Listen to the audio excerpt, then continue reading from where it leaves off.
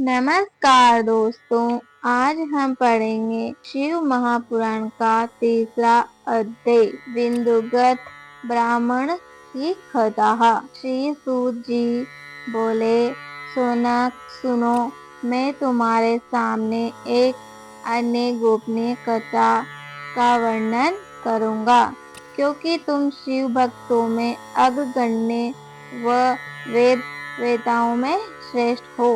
समुद्र के निकटवर्ती प्रदेश में वाशकल नामक गांव है, जहां वैदिक धर्म से विमुख महापापी मनुष्य रहते हैं। वे सभी दुष्ट हैं एवं उनका मन दूषित विषयों में भोग में ही लगा रहता है।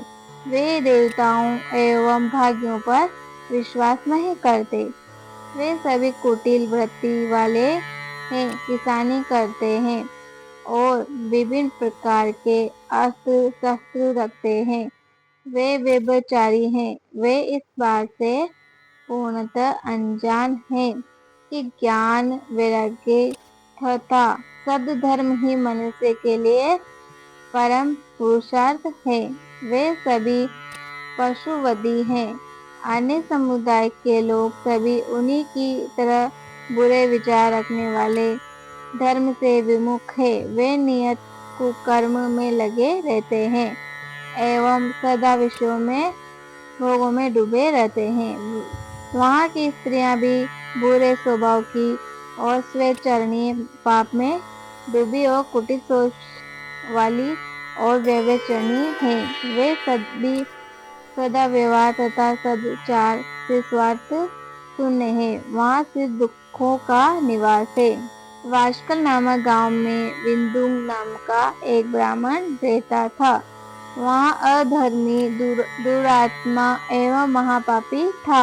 उनकी स्त्री बहुत सुंदर थी। उनका नाम चंचुला था। वह सदा उत्तम धर्म से का पालन करती थी, परंतु विद्युंग वैश्यगामी था। इसी तरह कुकर्म करते हुए बहुत समय व्यतीत हो गए। उसकी स्त्री का काम से पीड़ित होने पर स्वधर्म नाश में भाग्य से कलेश सहकर भी काफी समय तक धर्म भ्रष्ट नहीं हुई, परंतु आगे चलकर वह भी अपने दुराचार्य पति आचरण से प्रभावित होकर दुराचारणी और अपने धर्म से विमुख हो गई।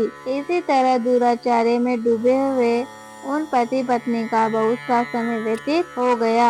वैश्यगामी दूषित बुद्धि वाला वह दुष्ट ब्राह्मण विद्युत समय अनुसार मृत्यु को प्राप्त हो नरक में चला गया। बहुत दिनों तक नरक के दुखों को भोगकर वह मूढ़ वृद्धि पापी विद्युत पर्वत पर भयंकर पिशाच हुआ। इधर और दुराचारी बिंदु के मर जाने पर वह चंचुला नामक स्त्री बहुत समय तक पुत्रों के साथ अपने घर में रहती रही। पति की मृत्यु के बाद वह भी अपने धर्म से गिरकर परपुरुष का संग करने लगी। सतियां विपत्तियों में भी अपने धर्म का पालन करना नहीं छोड़ती थी। यही तो तप है। तप कठिन तो होता है, लेकिन इसका फल मीठा होता है। विषय इसी सत्य को नहीं जानता, इसीलिए वह विषयों का विफल का स्वाद लेते हुए भोग करता है।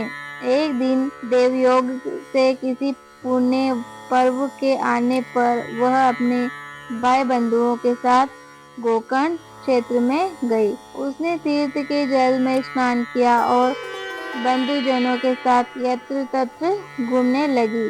घूमते घूमते वह एक देव मंदिर में गई। वहां उसने एक ब्राह्मण के मुख से भगवान शिव की परम पवित्रता एवं मंगलकारी कथा सुनी। कथावाचक ब्राह्मण कह रहे थे, जो स्त्री व्यभिचारी करती है वे मरने के बाद भी जब यमलोक जाती है, तब यमराज के दूत उन्हें तरह तरह के यंत्रण देते हैं।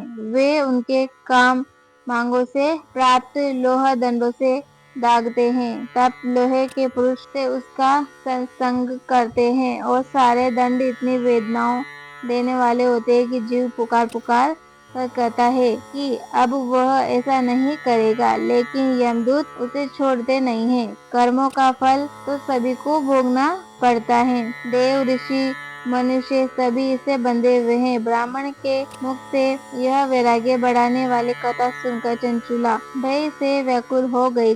कथा समाप्त होने पर सभी लोग वहाँ से चले गए। तब कथा बांटने वाले ब्राह्मण देवता से चंचुला ने कहा, हे ब्राह्मण, धर्म को न जानने के कारण मेरे द्वारा बहुत बड़ा दुराचार्य हुआ है। स्वामी, मेरे ऊपर कृपा कीजिए, मेरा उद्धार कीजिए। आपके प्रवचन सुनकर मुझे इस संसार से वैराग्य हो गया है। मुझे मूढ़ चित्त वाली पापिनी को धिक्कार है। मैं निंदा के योग्य हूँ।